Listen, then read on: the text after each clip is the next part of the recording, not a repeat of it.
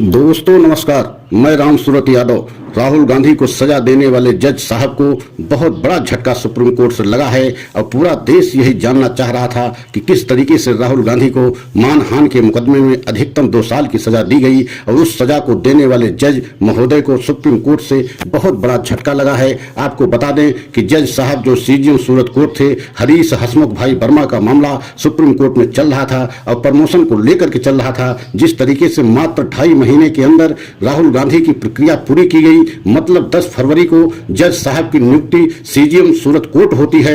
आप सोच नहीं सकते हैं, 10 फरवरी को उनकी नियुक्ति होती है, 27 फरवरी में एक ही सुनवाई करते हैं और 23 मार्च को राहुल गांधी को 2 साल की अधिकतम मानहानि के मुकदमे में सजा दे दी जाती है।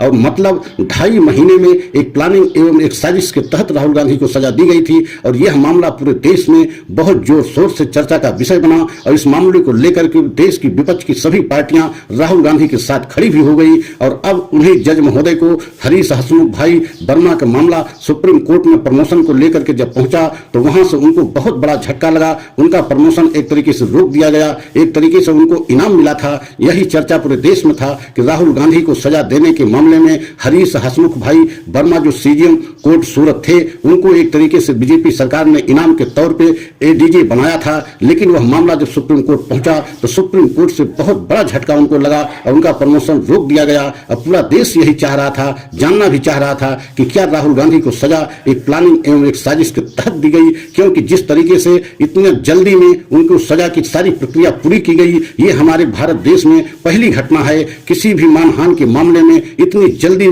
सजा की प्रक्रिया नहीं पूरी की गई और न ही इतनी अधिक 2 साल की सजा दी गई, क्योंकि मानहानि के मुकदमे में अधिकतम 2 साल की सजा ही होती है और पूरी 2 साल की सजा दी गई। और उसी सजा देने के कारण राहुल गांधी की संसदी चली गई, उनका बंगला छीना गया। और आप सोच सकते हैं कि जिस तरीके से राहुल गांधी को सजा दी गई, अब उसी तरीके से जज साहब के ऊपर भी एक तरीके से एक से बढ़ के एक झटके आने वाले हैं। अभी तो एक झटका आया है, उनका प्रमोशन रोका गया है, आने वाले समय में और उनको झटके लग सकते हैं। हो सकता है उनकी विभागीय इंक्वायरी भी हो जाए, अगर विभागीय इंक्वायरी होगी तो और बहुत बड़ा झटका लगेगा। हो सकता है उनकी नौकरी भी जा सकती है। जिस तरीके से यह मामला जो है सुप्रीम कोर्ट में पहुंचा है, तो हमारा सच सभी देशवासियों को अच्छा लगा हो तो लाइक सब्सक्राइब करें, कमेंट के द्वारा अपनी राय अवश्य दें। अगले सच की प्रतीक्षा करें। जय हिंद, जय भारत।